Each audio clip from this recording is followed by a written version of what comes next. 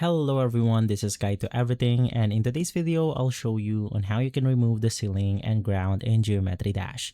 So without further ado, let's get started. The first thing that you want to do is to head over to your level editor, and from here, let's navigate through the triggers category, which is going to be the three colors right here. And inside, we then want to find a specific option called the option trigger. So it's going to be onto the last options right here. Click on options, and then inside you can place this to wherever you want to. In my case, I place it this way. And to proceed, click on the edit objects button. From here, you have multiple options to choose from. Basically, you want to navigate through the hide ground option.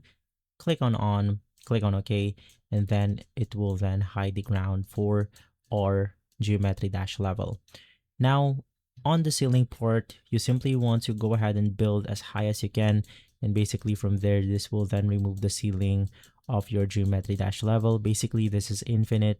As you can see, if I build stuff to this upper part right here, there's not going to be a restriction. So to remove your ceiling, you can just build as high as you want on your Geometry Dash level.